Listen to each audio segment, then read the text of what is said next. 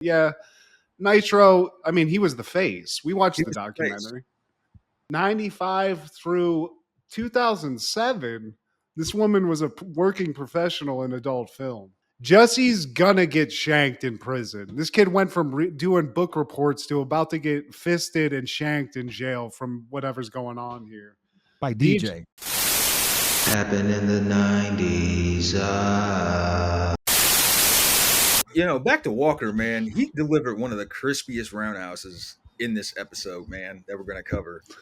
I just have to say that show is the gift that keeps on giving. I know it's not a good show, but every time we watch it, it's worth it. It's just like Quantum Leap. It's that same thing where it makes no sense. There's no reason for it, but God damn it, they pulled it off, Steve. Logic? Who cares? This shit's entertaining, man. I feel like whoever watched the Walker Texas Ranger that we're going to talk about definitely watched the first Ninja Turtles movie because they basically have a Foot Clan layer that's exactly like what we saw in the movie, Steve, minus the cigarettes. I don't think the Foot layer had laser tag either, but hey. That's the upgrades. That's the 90s just jump up. And how to be a thug and have a laser tag set up, that's the dream. That's the Scarface dream that Matt G has. But this also features, like, probably, I think universally, if you did a poll who your favorite American Gladiator was, it would be this guy. Dude, I was more of a surfer boy guy. Malibu, I think his name was. I kind of thought he was cool. He didn't last that long, but he was memorable. And also, dude, Gemini, that looks like Ron Simmons' cousin. They're both just tough old black dudes. Gemini was a badass, dude. It was 1A and 1B because he was up, yeah.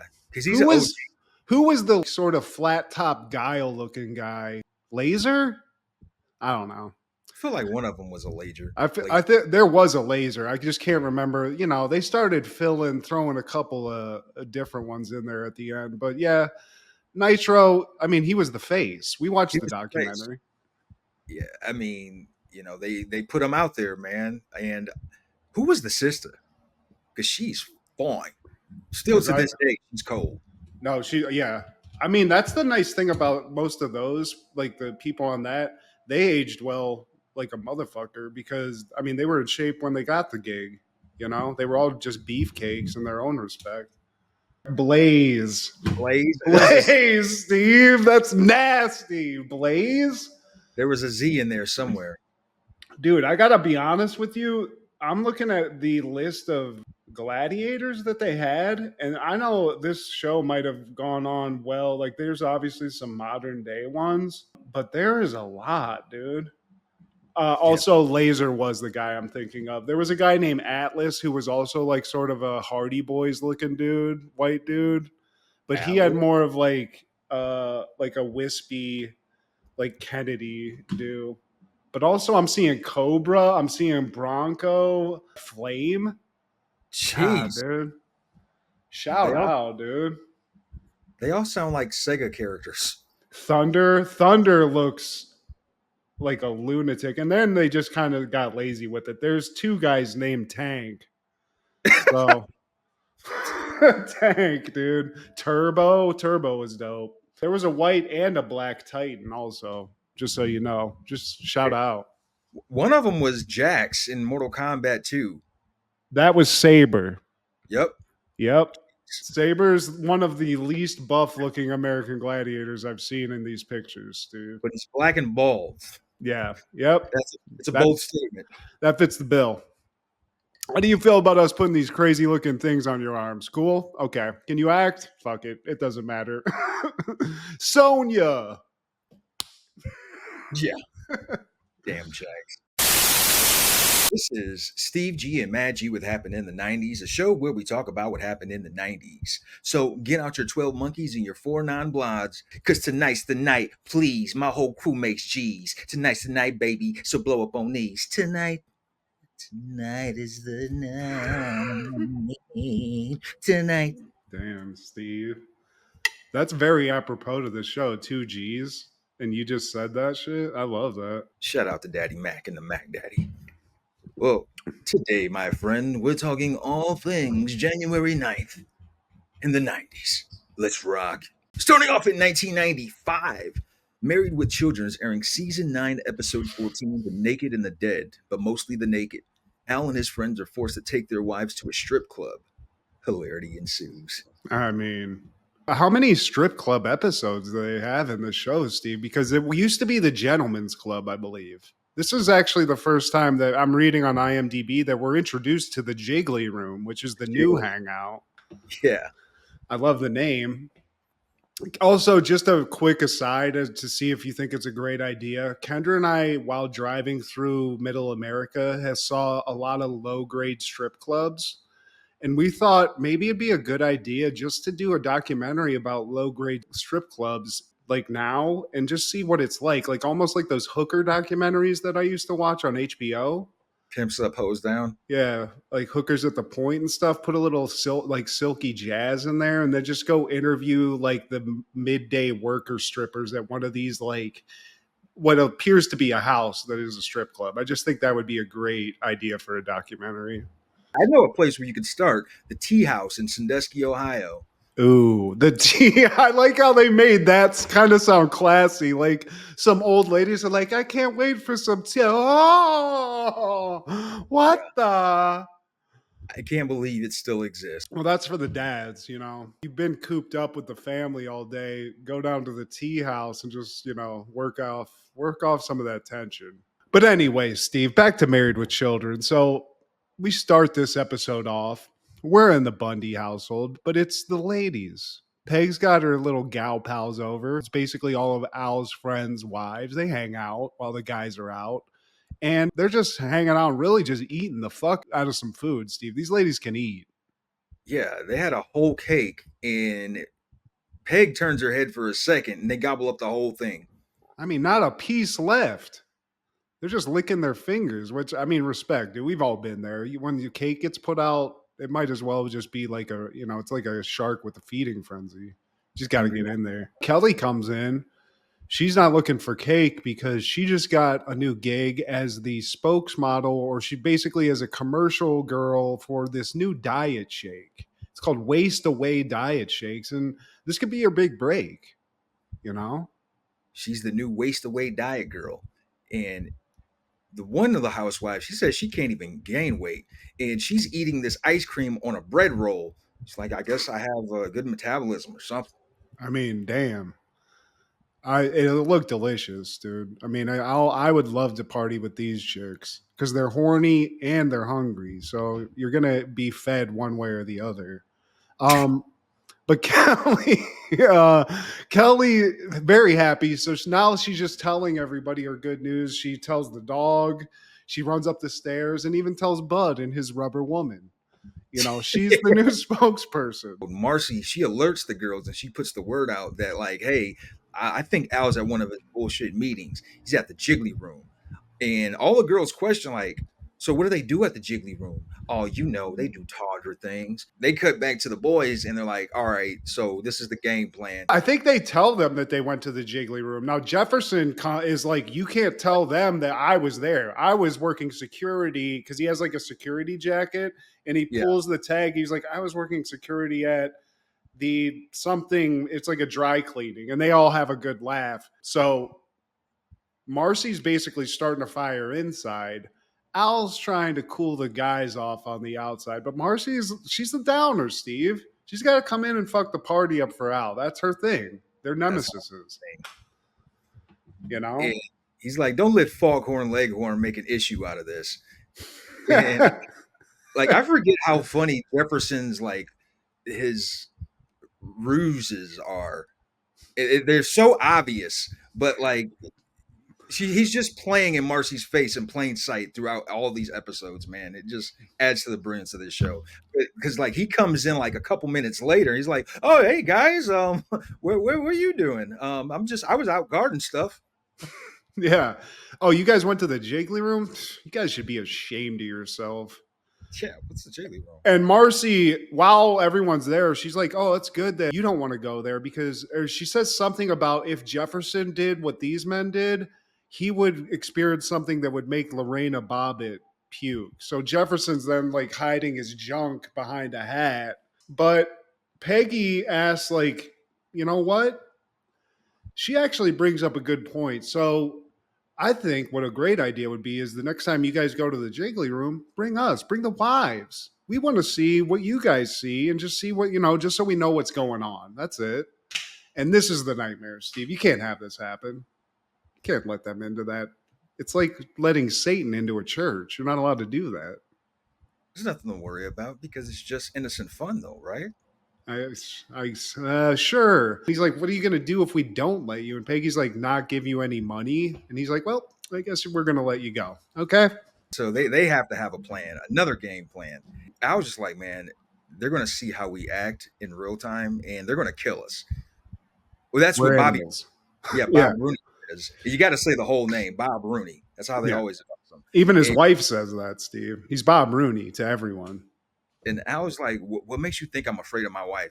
Dude, because we're whispering in your garage. Fair point. But Al always on his toes, always thinking ahead. It's like, look, guys, I figured it out. I got this. We're going to go on Thursday. We're going to take him on Thursday. And then one guy's like, but that's our bowling night. And I was like, idiot. Why do you think we go bowling on Thursdays? It's A cup night at the Jiggly room, not a fucking tea-taw to be seen. And everyone's like, oh, okay, I see it. So that's the plan, Steve. Bring them to the most boring night of the week when there's just no T and A. It's just 2x4s swinging around, But Bob Rooney's like, well, what if that doesn't work? Well, just think Marcy's up there dancing on stage. Well, what if that doesn't work? Joe, just think that Jefferson's up there dancing on stage, and then Ike chimes in. Well, what if that doesn't work? Well, maybe you're off the club. You're not in the club anymore. He gets a side eye. Then we cut to Kelly's commercial. She's on set. She's waiting to get her hair done in the chair next to the hair guy. And she's like, oh, hey, I'm looking for the hair guy. And he's like treating her like shit. She asks for a haircut. He's like, he puts his hair, he just like flips her and is like, you're fine. You're Done. good. And then some girl walks in who's just as like she's a larger lady, Steve. She's a BB dub. But she's looking to talk to somebody, and Kelly is like trying to give her like some notes. She's like, yeah, the guy from wardrobe, he's an idiot. He kept asking me to change. I did like change into 30 outfits. He doesn't know what he wants. So it seems like she got me too, or something illicit happened. But Kelly's on set. That's really all that matters, Steve. And Mark, the director, he's like, when I say action, I want you to turn away from the fridge, look into the camera and say, and baby, look at me now. Then sip and go, and say the flavor. Can you do that for me? Is a bear Catholic? What the? But they don't have it even labeled. She's supposed to know what these flavors are just by taste. And just shout out to the director, Mark, who also played a very pivotal role in Seven as the guy who I believe had sex with a prostitute with a needle on his dick. He was like he was a victim in some way, but very intense. He was also in a movie, I can't remember. It was like where guys go to Vegas and they accidentally kill a hooker, and Jeremy Piven and Daniel Stern are in it. I think it's called Very Bad Things, actually. He's in a lot. He's in a lot of sexy, weird movies with a bunch of dudes in it, but Mark's, he's kind of bored. He's doing this commercial, but Kelly, she's excited. She gets to drink in these shakes. So she gets the first one and she's like kind of chokes it down, like, look at me now, does it? Looks at the camera and she has to be like, and whatever the flavor is. Well, the first one's cow pie, Steve. So, That's actually cherry. Hey, we need to start putting labels on these cups now. But she also gets to taste the whole line, I guess. So we get kiwi. That sounds okay. Yeah. Cabbage. That's no go. Salmon. That's where it starts to get caught in her throat a little bit. And then whatever the last one is, she just pukes it up, Steve. Yeah, all on the floor. And come back to the Jiggly room, and it is the itty bitty titty committee. Jefferson, he comes in there with Marcy, and he's in disguise. He's like, I'm a pillar of this community. I can't let people see me in a place like this. And one of the waitresses walked by, like, hey, Jefferson. Like, oh, hey, oh. Yeah. I knew it. These idiots. I do think it's hilarious. He looks like Salman Rushdie, who is all like famously hiding from. Author? Yeah, exactly. He's just out here, but he's got, he's in disguise. Didn't he get Uh, shot like recently? yeah, he actually came out of hiding, and that was probably a bad look. When people do a fat twa on you, they really keep They notes on mean that. it. Yeah. Also weird is that the Bundy family's basically in the strip club now, but then we look over across the way, Bud's getting a lap dance at the Jiggly Room. He's a regular, but weirdly enough the stripper calls him Dr. Bundy. So I don't know if he's telling tall tales or what, Steve. Because it's funny, like Peg asked Al, like, you think this would be a good example? Think about what you're going to set for Bud. And that's when they cut to him. This motherfucker's getting a lap dance. And he's into it. I mean, he's about to pay for the fucking champagne room, Steve. He has some money. It's that money that Al gave him in the intro. That's what actually the allowance goes to. Is just right to the strip club. But we kind of go through the night a little bit, and it's all going to Al's plan. There's no titties on the stage. I don't even know why these women are wearing a bra. They're throwing panties, they're throwing shit, but Al and the boys, they're like, oh, I think the last time we were here, we were talking about healthcare or something. So they get into these deep discussions while strippers are just stripping. And I think this is probably, to be honest with you, Steve, this might be a good way just to like work. You got everything. It's like having entertainment. You can sit there, get a laptop out, brainstorm. Maybe this is how we write scripts. Hey, Go to the I've strip club. heard, I've heard they're some of the best environments for business meetings. Yeah. And Peg, she's buying into this. She's like, you know what? This isn't anything like I thought it'd be. And then the boys cut to a discussion of Ginger or Marianne, Gilligan or Mrs. Howe. Yeah. They have to think about that. Like, and then Peg's like, Al, we have to apologize. If this is the way things are going, like, hey, that's fine. Let you have your time. Me and the girls, we're going to leave. And so he stops and like, well, we were just talking about auto health reform too. You might want to sit down for this. And Yeah. Dewey Decimal Systems right after that. So we're going to get into it. Stay, enjoy. And they're just putting it on, they honestly, if they would have just shut the fuck up, Peg and the ladies might have gotten out before disaster strikes. But then Steve, unfortunately, like all good plans, you can't always see all the variables, because as Al and Peg are like saying goodbye, the strip club owner, MC, it's this Indian dude, and he's like, she's here for one night. This is a special guest, and it's Rocky Mountains, Steve. Rocky Mountains is here. It isn't A Cup night anymore because Rocky Mountains is just, blessed. yeah, she got them G units, and her real name is Lethal Weapons. Well, that's her stage name, and Yes. this is Yeah. the first time she has performed in anything not X-rated. It's the only time, Steve, because like you, I had to find out this woman's career. There's only, right before this, she just done the humongous Hooters of Napoli video in 95. Or Instant actually, classic. yeah, which is, but then right after Married with Children, 95 through 2007, this woman was a working professional in adult film. Well, you forgot Big Tit Racket right after Married with Children, and then Yeah. after that, Depraved Fantasies 4, The Undead, followed by Booby Prize, then Coming Out By. Something I would just want to point out, though, to the people like cataloging the career or naming the videos she was in, I just want to point out that she was in Big Knockers 18 in 95, but then also in 95, she was in Big Knockers 11, which I think came out after Big Knockers 18. And I'm confused because I'm Maybe, trying to follow a story, and I just feel like if right. I'm using the numbers, I'm not going to be able to know like what's going on in Big Knockers at this point. Maybe they were going the George Lucas route. You think?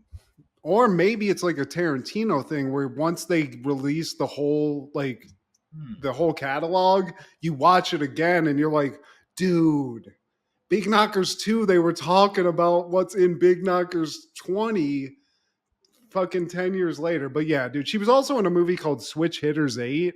And I'm wondering I'd love to know what that's about. Is that a part of the Big Knockers universe? or are any of them related? Yeah, and also I think there's like some side, maybe some like offshoots of big knockers. There's big bust bangers too. So I think this woman's tied into the big bust, big naturals category that we go to in Pornhub. But yeah, dude, shout out to Lethal Weapons because the name fantastic, the legacy that you've put out here, including a video called "Watch Me Pee." Is something Oh, glorious. And that was one of her later movies, Steve. That was actually 1 year before we graduated high school, 2000. just in time. And then she came back 6 years later for Full House 2. So, it's a whole thing. And then the last movie, her retirement film, Blue Ribbon Butt Fucks 3 to complete the trilogy. Collector's item right there. Yeah, but I like that she has all of those, but known for Melon Man, Big Boo Bikini Bash, and then just an episode of Married with Children. I love that Married with Children would be the only all like non-X rated thing that she does. Like for that, Lethal Weapons, you're goaded. Yeah, dude. She said, "Why would I do anything else? I went out on top. I'm in a legendary show." And also, if you think about it, she's breaking ground in Married with Children because this is the first time we as a viewer get to see the Jiggly room. And Yeah. at like what a fucking grand opening, Steve. She broke it in. She Lethal dropped the Weapons, Jiggly room Steve. cherry. Yeah, dude. Shout out. And what is her name in this again? Because I totally forgot. Rocky Mountains with an Yeah. eye. Yeah. She's right there, Steve. She's a full blooded American. That's She's what that blessed, is. baby. Yeah, dude. But now, Steve, the vibe's fucked up because even Peg, when they showed all the guys who were just like ignoring all the little titties, they can that's nothing. Their kryptonite comes out like Al and the boys are like licking their lips. One of them was drooling. But even Peg, like when she sees the titties, she's like, she's wide eyed, you know? It's OMG face. And Ike, he's so discombobulated, he pours champagne on his wife. And who would find this sexy? And then you cut to Jefferson, who's got a hard beard now. Yeah, dude, everything got erect. And then the boys can't help it. The dog came out, Steve. Divorces, Steve. It's about to happen because these guys are on the stage just getting frisky with it, you know?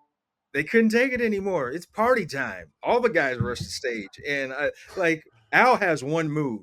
When you say you can't dance, man, just you would be fine just taking the Al approach, man. He has a simple 2-step. He always does the little. Hell yeah, dude. Yeah. Well, now I kind of have been working on my legs, so I can do some like squat moves. I can get down with it, Steve. I feel like I can actually do a little bit.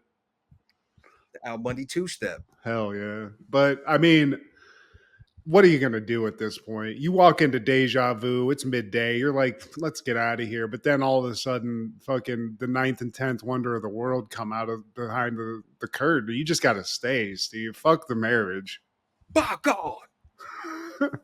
But now, as they're on stage, all the guys are still at least cognizant that they're, it's like, well, fuck, dude, what are we going to do, Al? And I was like, got to bite the bull and just, what we got to do. You know. And we cut to each one of their houses, Steve, just seeing the outside, but hearing the inside and just the men giving their wives just a nice deep dicking, but probably thinking of those healthy knocks that Rocky Mountains, aka Lethal Weapons, has. I'd be doing that. Yeah, man, they're drained because you cut to the next scene on the Bundy couch, and Jefferson's like, "Hey, buddy, hey, Al, man, you trying to hit up the Jiggly room? I'm all jiggled out." Yeah, they're icing their nuts. They're just fucking empty right now. Kelly comes in very excited because her commercial's about to come on. All that hard work, all that disgusting stuff that she swallowed. This is gonna happen. This is it. So the commercial comes on. We see the large chick, the before chick. And we're like, okay. She says her line. we get a nice little transition. We think we're about to see Kelly as the after. We do see Kelly for like 80%, but they cut her head off, photoshopped it, and put the larger girl's head in on top of that hot body. So this is nothing, Steve. This is all for nothing. Because we find out that the girl is actually the president's daughter, the president of the company's daughter. She ain't drinking them shakes, Steve. But Kelly, shout out. You're going to make it. You're going to do that. And she was looking, when she was getting excited, she was looking fine, Steve. Kelly, season, what is this, 7? Oh, yeah. I think we're in season 9, dude. Season 9. Yeah. Kelly Bundy is right and tight. And she's she's got some free protein shakes for you. So there you go. yeah, she breaks down and she turns to her dad like, oh, like there goes my dream. Then she turns to Jefferson, like, and they basically try to pep her up, give her some enthusiasm. And right as they're doing that, their wives show up, and Peg's like, "We just came from the edible undie store," and What's it? Did you know what it's called, Steve? oh, hungry undie. And Marcy got Jefferson's favorite flavor, butterscotch. Ew, butterscotch and butthole, Steve. Ew. Man, not even gonna lie, you catch the right episode. Marcy might get me stiff, but I like how when they are fucking and you see Jefferson or Marcy's house, she's like, "Oh, Abraham Lincoln," because he kept that beard on, Steve. Yeah, and then the guys, they just break down crying. I mean, it's disgusting. That's disgusting, Steve. I'll eat ass before I'll eat butterscotch flavored edible undies, Steve. I'm not eating something that tastes like ass and of Werther's original. That's disgusting. Not even if it's Peg. I mean, Peg, I'll just go straight to, I'll eat the booty hole. I'll eat every motherfucking thing, Steve. Yeah. Hell yeah. Dude, I mean, honestly, what's weird, this is a very like side note, but as a kid, porno, when we got the internet, very early stages, I used to use pictures, Steve, not even a video. I used to get just some non-moving images. And sometimes back in the early 90s, you get fooled as a kid. And one of my most prolific porn selection pictures that I had was Peg Bundy squatting, just like Lil Kim in that very famous poster, hot as fuck, naked as fuck. But it was just a naked chick with Peg's head on it. And I was fooled, but just like people that watch Kelly's commercial in this episode, I don't care. But somebody who probably didn't watch this episode of Married with Children in 1995, Matthew? Who? Probably Tom Snyder, because he was busy debuting the Late Late Show on CBS.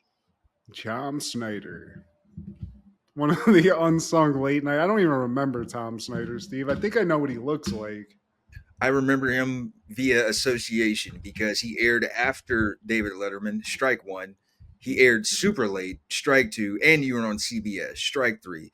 And I know he would have prolific celebrities, on the show, but I never checked for it, man, for all those reasons above.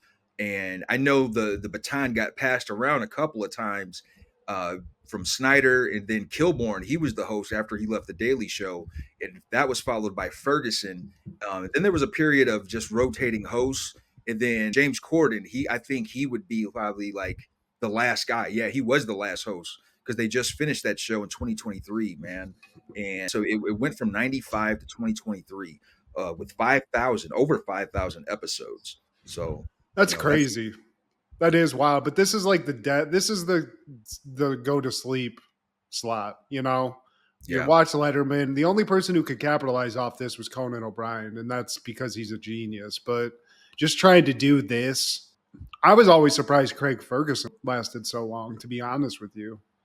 But he did. People like him, and obviously I did too because of Drew Carey and stuff. But yeah, dude, shout out Tom Snyder. He's one of these people? It's like doesn't look like he should be famous at all. He doesn't. And he doesn't look like he would be on a comedy format. It seems like he would be more suited on an NPR forum or like I don't know, a CNN broadcast. But you brought up another good point. You were going opposite Conan. So if I'm still up, that would be my option. Yeah, dude. I mean, you're literally, this was the old people that had Letterman on and fell asleep, or people that just like us, our age, that liked Letterman and just left the room and kept the channel running, you know? But I found a funny little anecdote about Tom. He admitted that one of his most embarrassing moments of his career was interviewing Meatloaf, and for about 10 minutes, he kept calling Meatloaf Meatball, and he never stopped. And that's got to be pretty embarrassing, Steve. It's pretty apropos too at the same time. Very true. Yeah, I could see that, but I'm sure Meatloaf wasn't very happy about it. And also, that's got to be tough as an interviewer, though, being like, "So Meatloaf, hey Meatloaf," like stop. It's hard to just say all the time. It's kind of like the Jim Rome, Chris Everett thing. What was he called? You call me that again, I'm gonna come over this table and beat your ass. Yeah. One of the funniest moments in sports broadcast. Jim Rome. I like how petty Jim Rome is. He's just like, "Oh, really, Chris?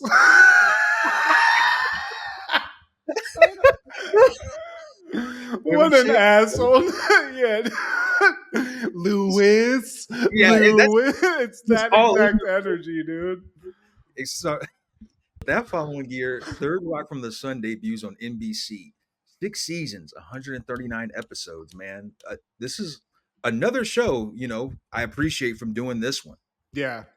I watched that show with my family, and I just, it was just a show. It wasn't like something that I was very excited about, but as an adult, it's made me laugh way more than I thought it would.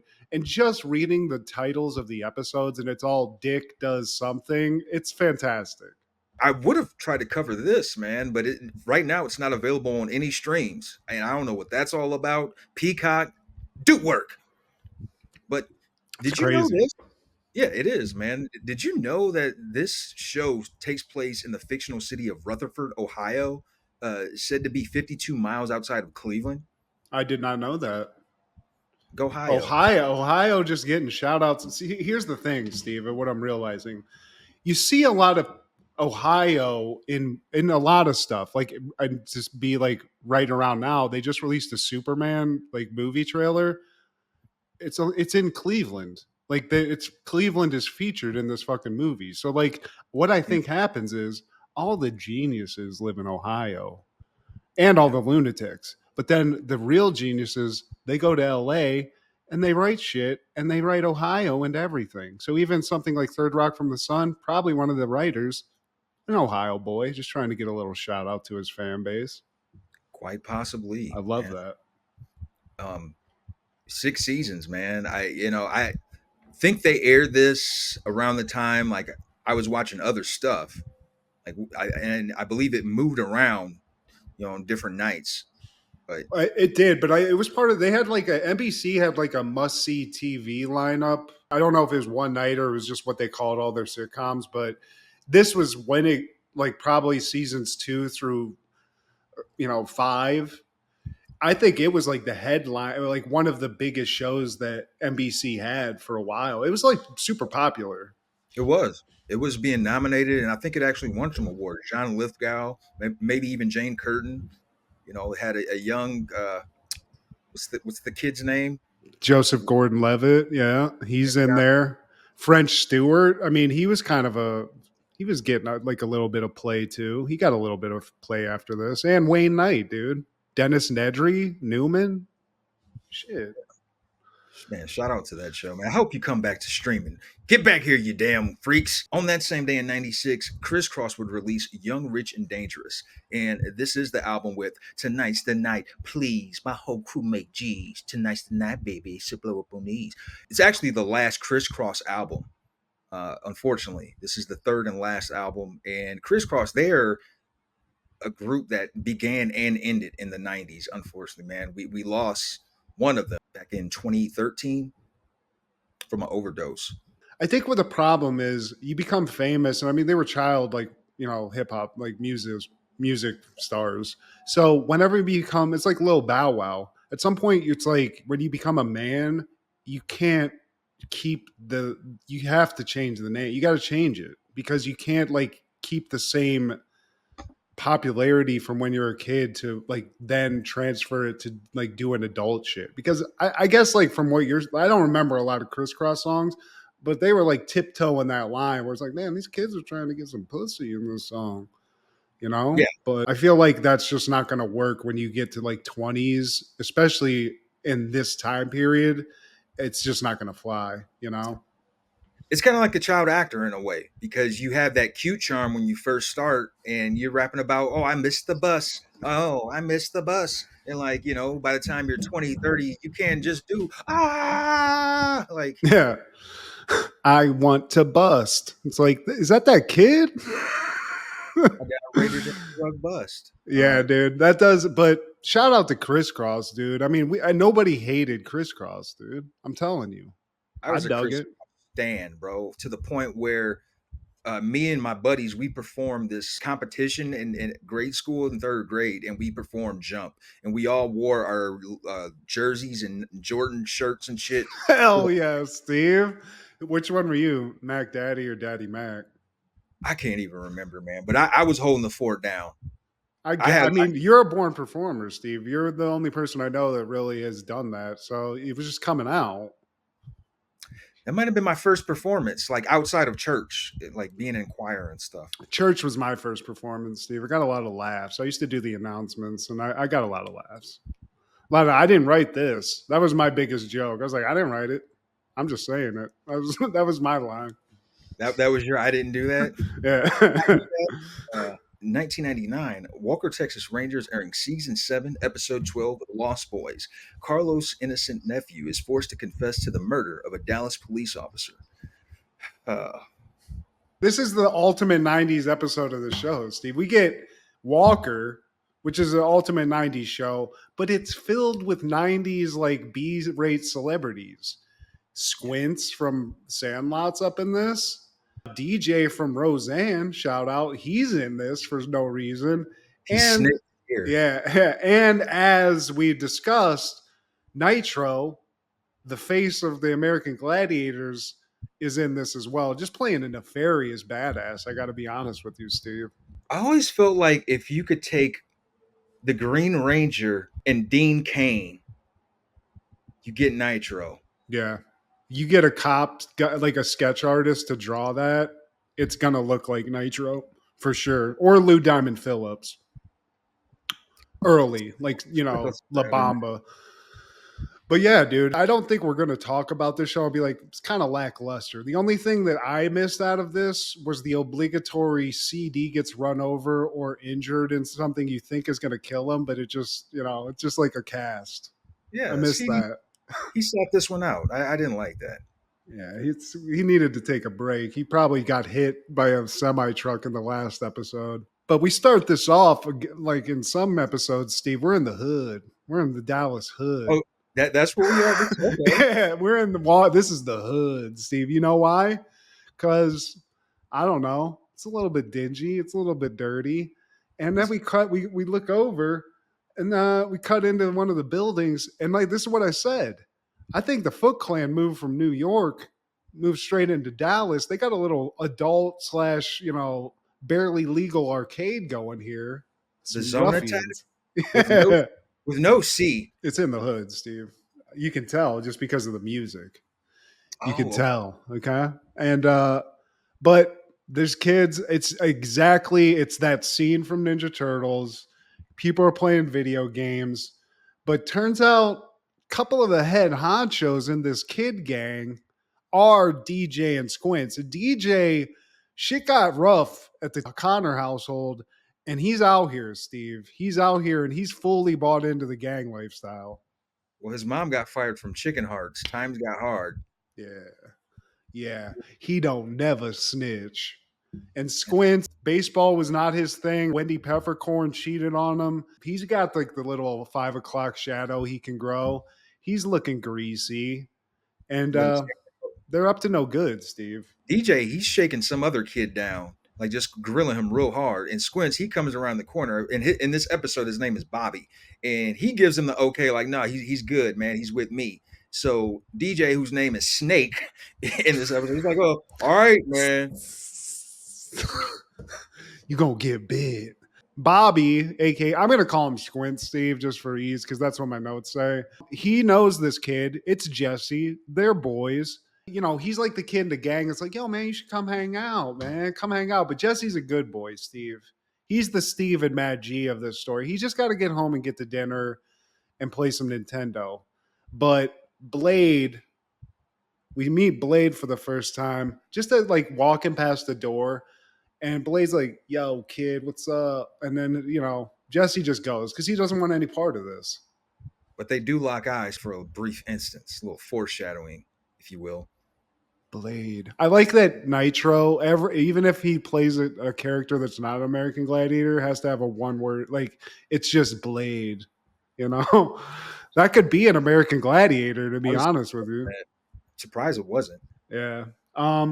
So Jesse's he's in the visibility of this gang now, but we cut to later.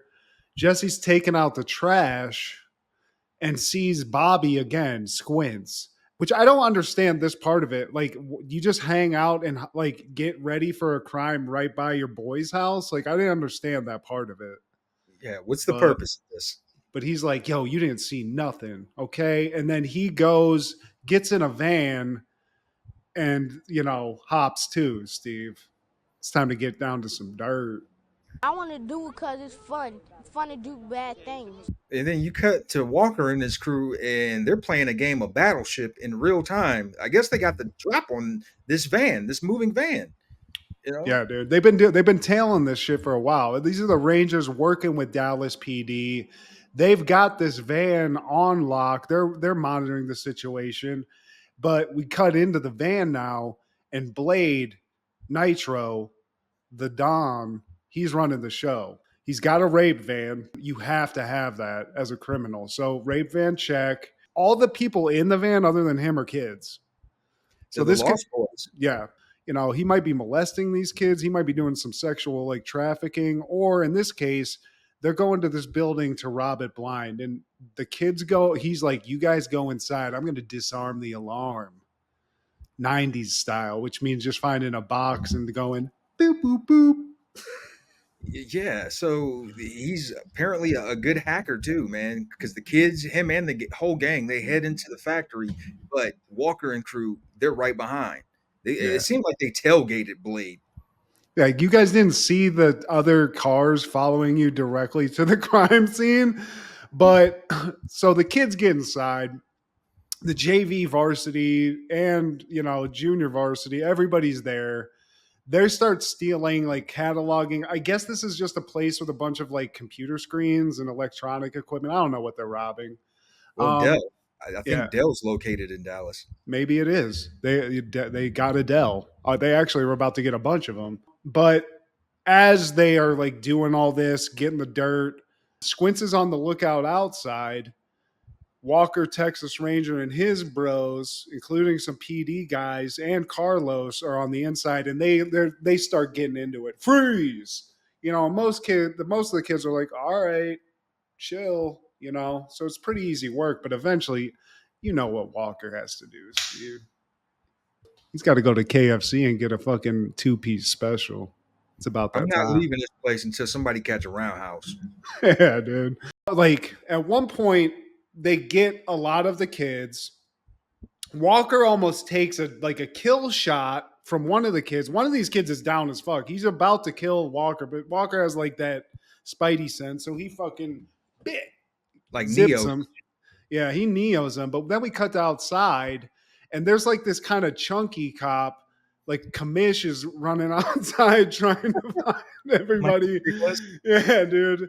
And he sees Squints at the door and he's like, freeze. And Squints is like, oh shit.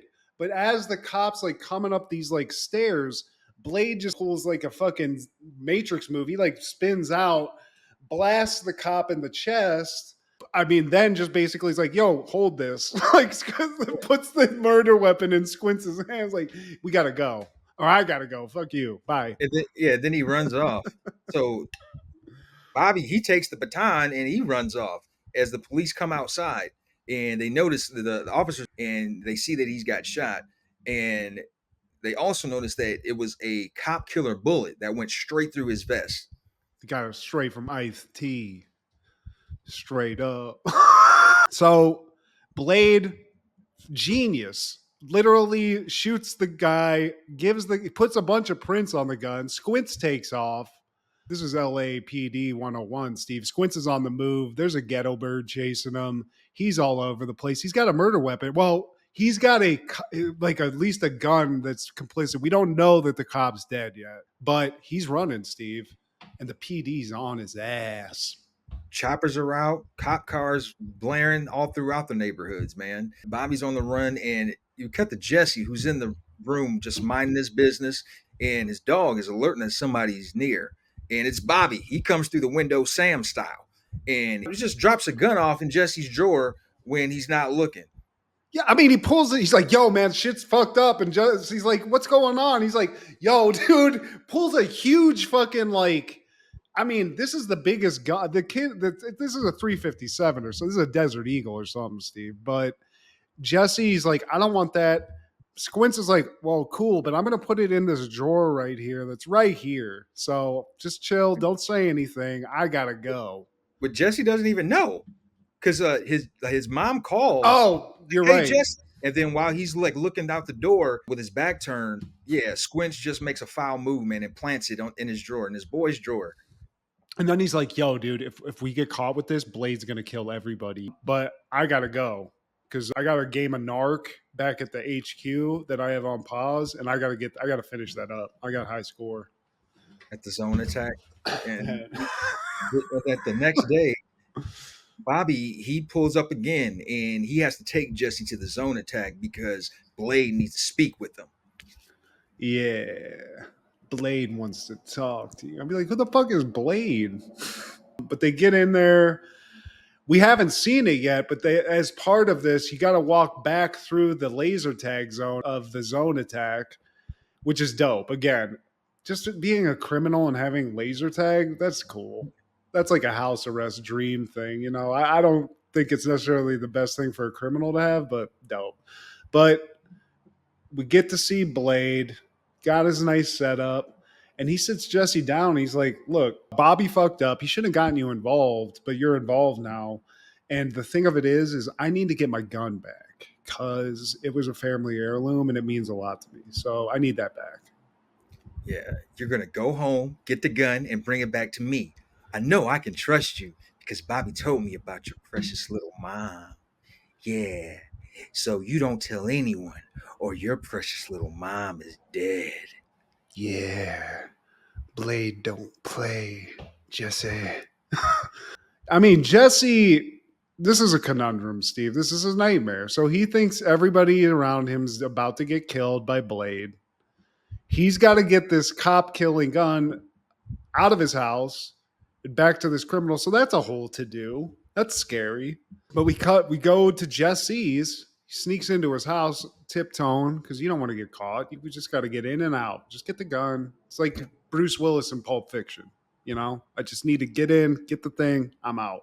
But as soon as he shows up, fucking Carlos is in here, the cop, with his mom, because I guess that's his cousin. That's his uncle. Oh, that's his uncle. And, you know, this is that thing that I mean, it happened to me so many times. You have a lie going with your parents or your guardians, you know, and you're like, okay, I'm out of the clear. But then you walk in and the vibe's off and you know immediately that the jig's up and the shit's going down. So this is a nightmare. Not only did his mom find the gun, which she tells him, he's got a cop fucking sitting here too. And this is the worst possible situation in these scenarios, man.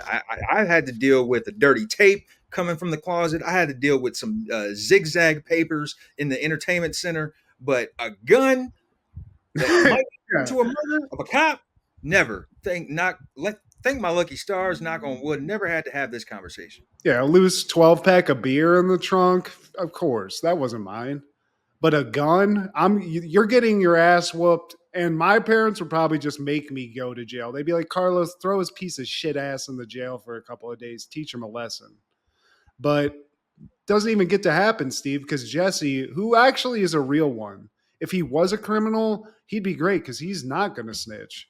He's like, instead of being like, all right, you got me, this is what happened, he's like, man, that's fucked up. You went through my shit. This is my attack plan too. When I got with pornos, instead of being like, sorry, you're like, man, that's messed up on your part for searching my room.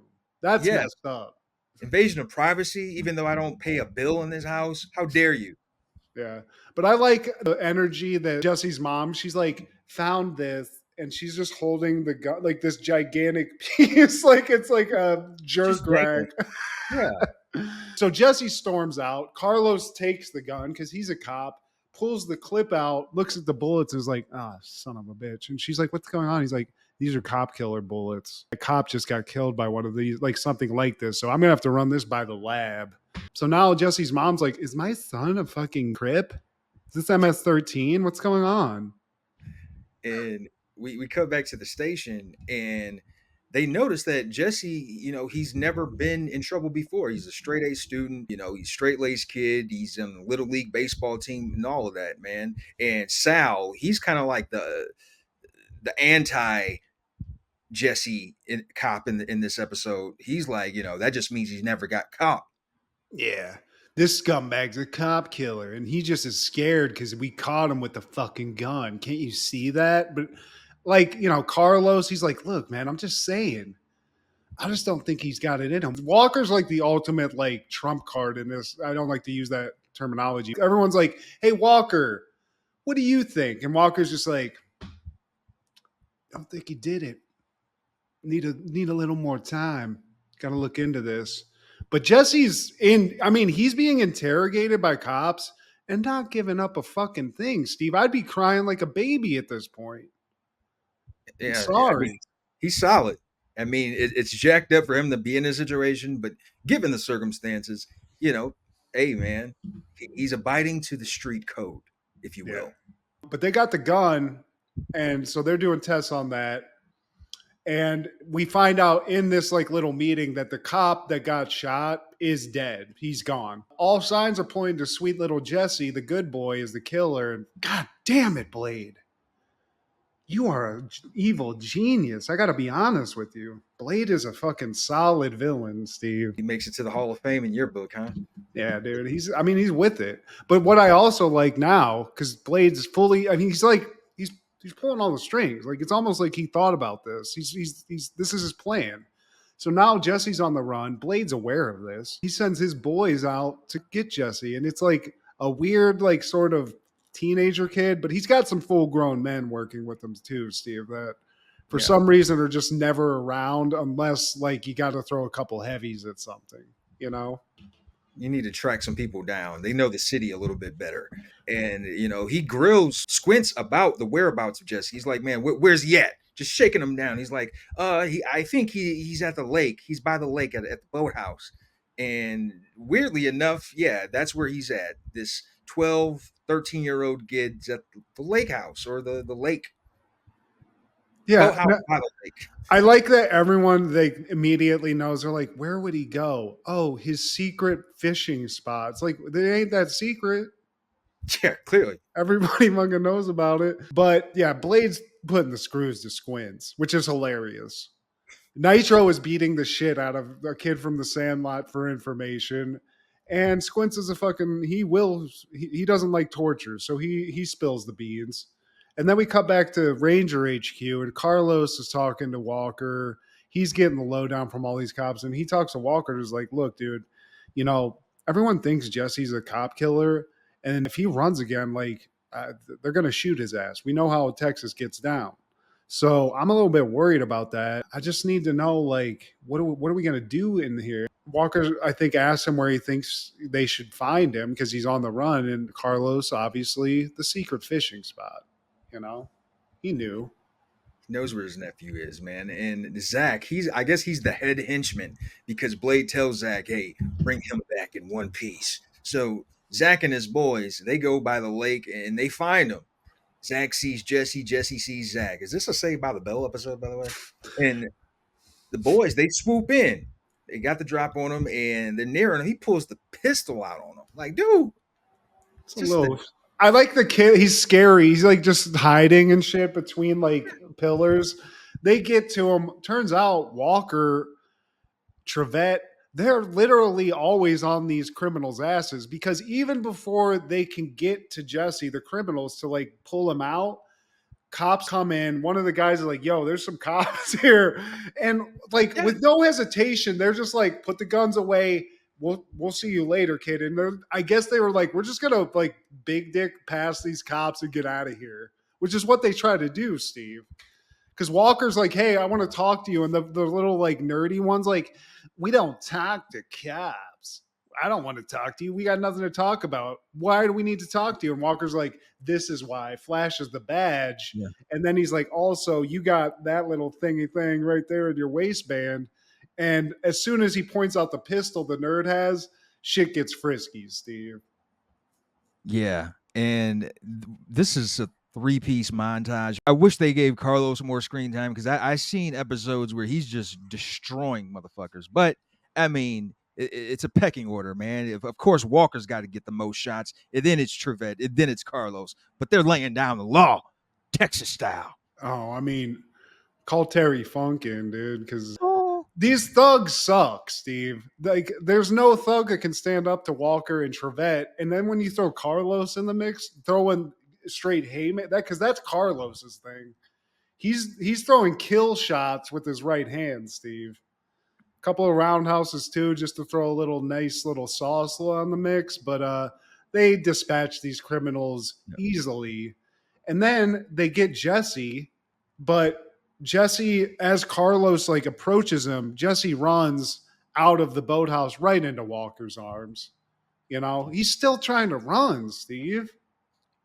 He doesn't want to talk, and because they're asking him again, man, tell us what you know. But Jesse's mute because those words that Blade just said to him recently, man, are echoing through his head.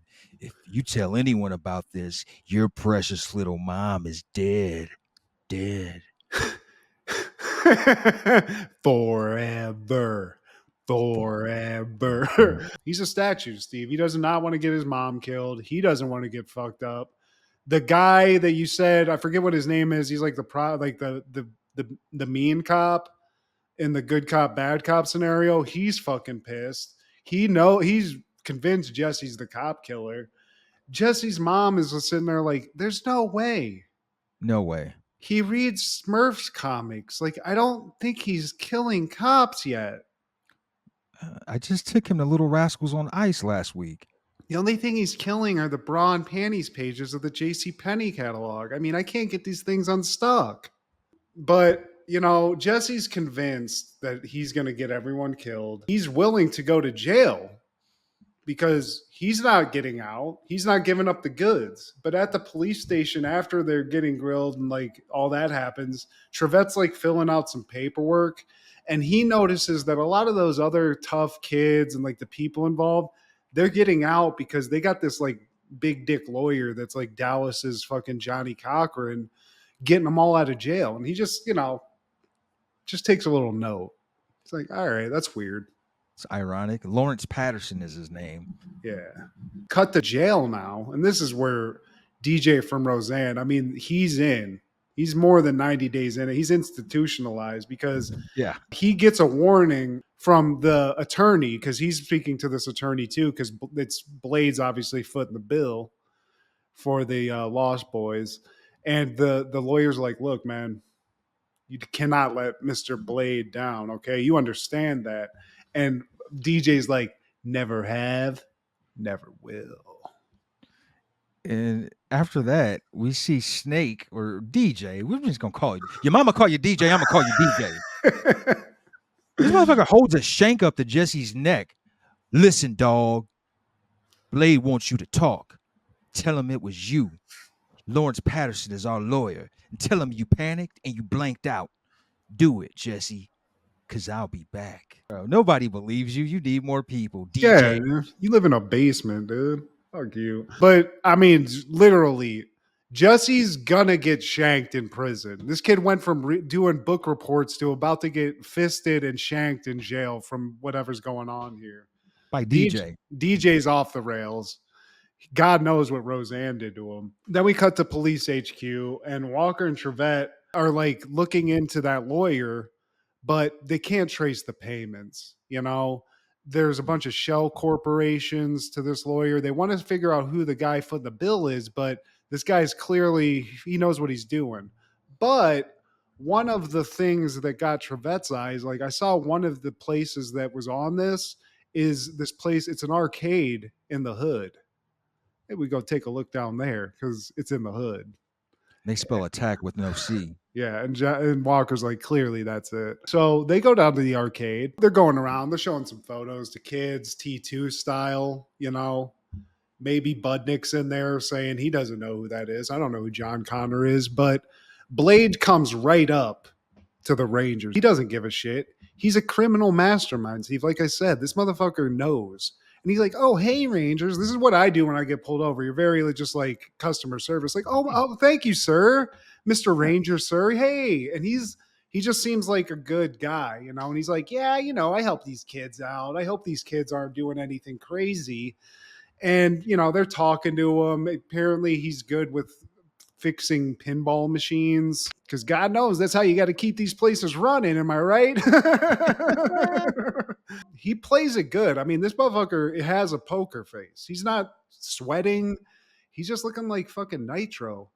You know, he's just killing it. Just very handsome, very subdued, Steve. Burglary? Wow, I sure hope it wasn't White Boys. And we find out that Blade was a Navy SEAL as well. So he's got a military background. And Blade, he has no idea what could have happened. That's what he said. But, you know, he's kind of copping a plea for these boys. You know, maybe it's from them being from divorced households and just, you know, coming from a beaten path in life. You know, Down on their consider that. luck, you Down know. on their Maybe they luck. got a couple of hot moms. But whatever. You guys come back. Next game of pinball's on me, guys. Enjoy your day. So the Rangers leave. Walker does do that check. They find out all those details, and they find out a couple other things too. But while they're doing that, before we get to the results, we see Squints, Bobby, and all this turmoil. He's feeling down. He's even got a nice little call out to Sandlot. His like, you know, His mitt. he's got his mitt. He's sitting there just remembering the good times with Benny the Jet, Smalls, a couple of s'mores. How'd I get to killing cops or being a part of that? So he's feeling bad. Yeah, dude. That's what happened. He got the pussy and it turned like he's just trying to get money to pay for dates and stuff and he can't afford it. She turned him out. God damn. Simp ass. Squints ass. It happens to the best of us, bud. Jesse's mom, we cut to her and she's kind of getting ready. You know, she's feeling terrible because her kid may have killed cops. But as she's getting ready, she gets kidnapped, Steve. Blade and his gang are out here, you know? Kick in the doorway on the 4th floor. All you heard was Papa, don't hit me no more.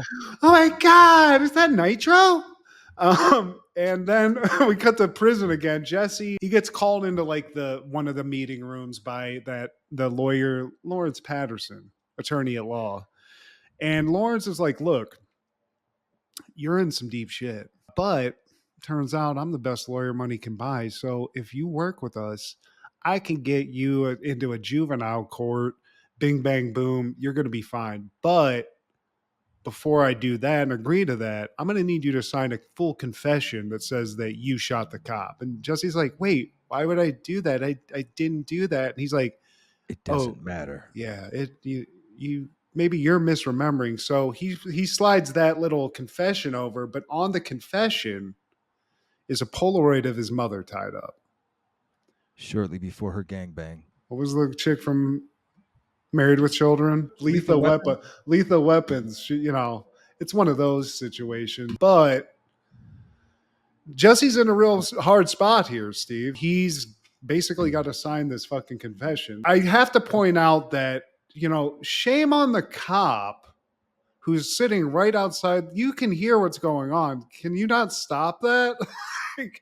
You're right there, sir. Well, I mean, how about we just cover all of that with the fact that fingerprints do exist in 1999. So I think all of this really could have been avoided. But, to stretch this shit out for an hour, they don't exist. Yeah. Texas don't have that kind of laws, Steve. But after talking to Jesse, the good honorable lawyer, Lawrence, whatever his fuck his name is, he talks to DJ, aka Snakes. And he's like, look, just want to give you the heads up.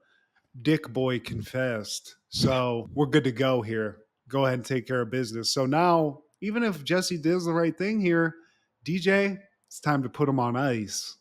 Can't have a confession. Can't change It's his time to go words. kill him. Yeah. Kill it. It's killer season, Steve. Cameron style. But so that's happening. Trevette and Walker now figure out all this shit about Blade. He's a highly trained Navy SEAL. He's even juicier than that, and all the accolades he has. He got connected to a bunch of thefts while he was in the Marines or the Navy SEALs, and he actually got discharged from the military because of that. So this guy, while he served this country, was a hero. He's got a little dirt under his fingernails, Steve. A little bit of shenanigans. And they also find out that Jesse confessed, but Walker's still not moved by this. Like something just doesn't add up. This kid, no, I know a killer when I see one. This kid ain't no killer. Everyone else wasn't nervous except Jesse. That tells me he's innocent. But just, instead of guessing anymore, finally Squints gets his nuts and comes in. He's like, listen, guys. And he tells them what's going on. He spills the beans. So he does the right thing. The cops know. But unfortunately, in jail, that don't matter, Steve. So we cut back to jail. And I mean, this is straight locked up abroad status, Steve. DJ is about to do the business. He's got the shank. And literally before he pushes it into the throat, Walker he's like, stop right there. And I mean, red-handed. What are the ramifications if you get prior to stabbing somebody in jail? Do you get some extra charges, Steve? In front of a Texas Ranger? Oh man. And it's something about Ranger and Trevette. They make it at the very last second. It is really the whole crew because Carlos is there too. I like how Snake is just casually saying, hey, Jesse, come here because I'm about to kill you. What do you got? Come on, man. I like Jesse too. He's like, it's a very little kid. Like, come on, man. I didn't fucking say anything, man. I did everything you needed. But yeah, Blade told me to make sure you don't change your mind. Yeah. I gotta get back to my house before my mom finds out about this. She's crazy. But then we cut to the arcade, Steve. So the jig's up for the Blade. The cops kind of know what's going on, but Blade's got the mom. This is the Bond villain 101. You just got to keep talking. You got to share the legend. So he's sitting there telling her all this shit. Oddly enough, also in Blade's favor of coolness, he has a pet falcon that he just has chilling in his office that he's like stroking as he's talking to her. Like, yeah, so anyway, your kid's about to get suicided in jail. What's with the leather helmet on the falcon? Like, is it a falcon or? It's a falcon. And Steve, I looked that up. That's actually, you have to keep it blind because otherwise it'll go attack mode. So you do that so it doesn't go, it stays docile. But, okay. So it's, he's sitting here, he's got his little animal weapon. I like Blade's style, Steve. Like, he might not be the best criminal, but this guy knows how to do it. He's got kids working for him. He's got all this money pouring in. He's got a pet falcon, bunch of neon signs in his office, and he's got laser tag at will. Free laser. He's no Fresh Squeeze, but no, Fresh Squeeze would just eat this dude fucking for lunch. But unfortunately for Blade, Trevette, Carlos, and Walker show up, and it's not to play laser tag, Steve. They're here to fucking settle some scores. Tag, you're it. And they have a shootout in this little ass arcade. Yeah, and I gotta say, the criminals, I know they're kids for the most part, but goddamn, they can't hit the broadside of a barn. They like Walker and his boys are just like walking around willy-nilly. They fucking take one shot, a guy goes down, the other guys are like nothing. Hey Blade, you were a fucking Navy SEAL. Train these fucking guys how to shoot a fucking gun, for God's sake. You'd be fine. This one guy knows how to shoot. Your problems are solved. But Blade, he heads to the laser tag room, but Walker, he's en route, man, and he sneaks up on Blade. And then they have a martial arts sequence like no other. Blade I is mean, actually hanging with Walker in this. usually, the criminal might get like a punch in, like one lucky shot. Blade gets a couple of fucking shots in, Steve. This guy, he was a Navy SEAL. He knows what he's doing, but that doesn't mean shit to Walker. He's seen it all, Steve. This motherfucker fought Bruce Lee, for God's sake. It was all good until that crispy roundhouse. I Yeah. mean, that took all the life out of him because he's still going after that, but like it was a wrap. He Yeah, had jumped the shark by the time that happened. I mean, Walker's a ghost, Steve. You put him in a shadowy laser tag situation, he just goes into the shadows. You're doomed. It's over with. Even with all the laser tag knowledge that Blade has from the decades of playing in this place, it's nothing. He's lying bloody on the floor, but mom's in another room being guarded by a couple dudes with guns. So, he still has to fucking kind of maneuver a little bit. And by maneuver, he just has to walk in the door and just shoot both of the guards perfectly in the shoulder. So it's not a kill shot, Steve. Your Princess Peach is in another castle.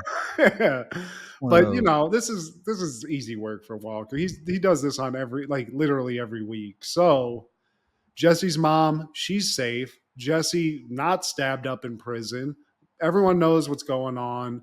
But Steve, there's still one slime ball out there that hasn't gotten his just desserts yet. So we go from that crime scene to an award ceremony.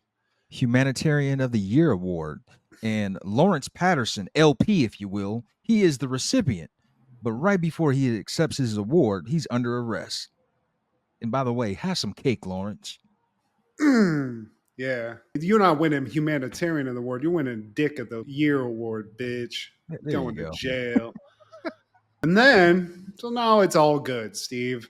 Cop dead, obviously. There was a horrific murder at the beginning of this episode. And I do want to say one last thing that I noticed. That cop got shot. Not that much blood. It wasn't that bloody, but that's CBS, But there's a couple of kids that need to learn a lesson here, Steve. Squints, Jesse, they show up at the Dallas Hope Center, which I don't know what it is, but it's some place that you Help do our community. people excel. Well, you do community service there, Steve. Instead of picking up trash by the roadside, they're cleaning toilets at the Dallas Hope Center, And after that, we'll see what else, because they got 300 hours of community service to complete. So good luck.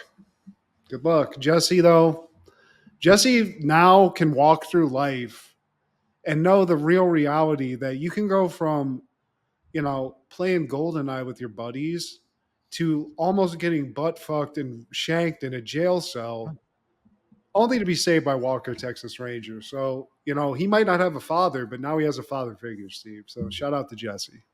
I mean, I wouldn't want to be locked up in the cell with Snake. Hell no, dude.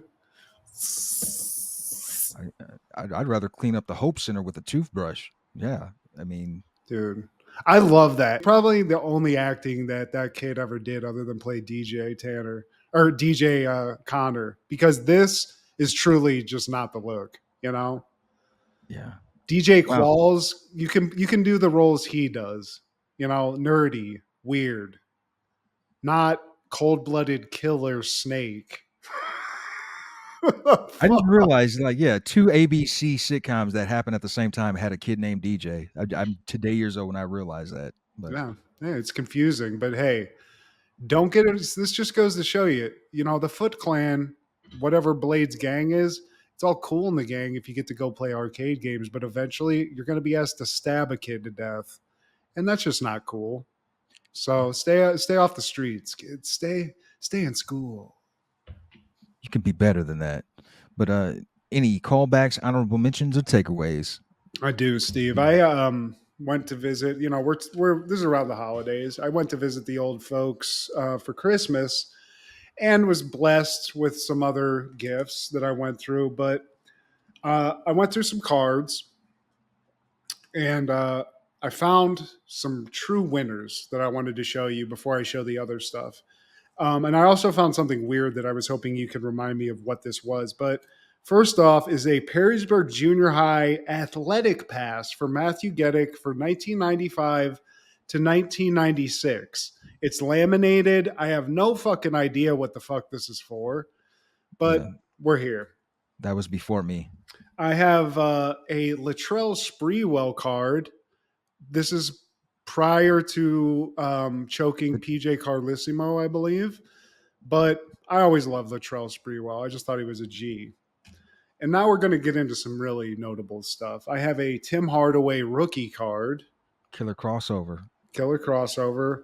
I don't know. It's not his rookie card, Steve, but I have a Ric Flair WCW card, mint condition. And his motto, I'm the latest and the greatest. I don't get that. But Ric Flair is one of wrestling's leading men. He brings quickness, power, and plenty of flash to the sport. His reputation as a lady killer is well known and is only matched by his ability to master his opponents. So, Nature Boy, we love you, Ric Flair. I have an Isaiah Thomas USA Dream Team card, mint condition. Dream Team 2. Okay. I have a Michael Jordan mint condition card, which, I think we all had this one. Yeah. Okay, I wanted to ask you this. Reggie Lewis of the Celtics, is that the guy who died? He died on court, yeah, in the off season. So I got his card mint condition. I don't know why. R.I.P. I have a Tony Kukoc NBA All-Star Weekend highlight card, early days. So Tony Kukoc. And then this must be Dream Team 2. This is a Sean Kemp Dream Team card. So we got that. I thought I found like a card that was like my grandfather's, but it's just a throwback card, Whitey Ford. So shout out Everclear, Wow. Everlast.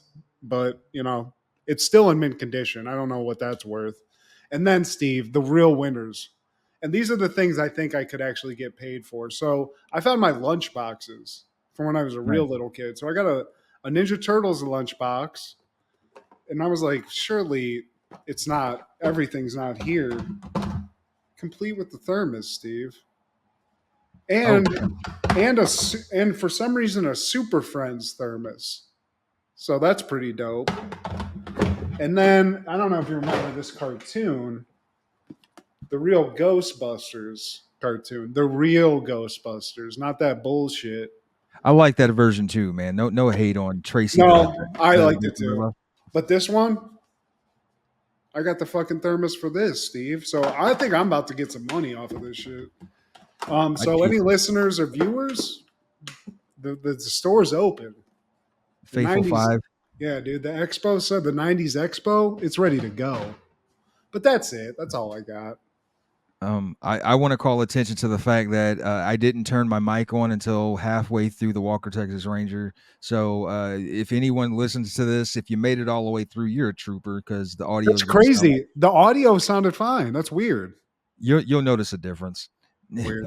Yeah. In 1994, Martin is airing No Justice, No Peace. And that's the episode where Tommy got the draws, dog. And 1999, SNL is airing episode with Beck and Bill Paxton as the host. And that's a solid one. It's got a really funny Titanic parody. But yeah. Thank you again. If you made it through this episode, please like, share, subscribe, and comment. Please tell your sister, the eyes of the ranger are upon you. Anything you say you're gonna do. When you're in Texas, look behind you. Because that's where Ranger's gonna be. Bam.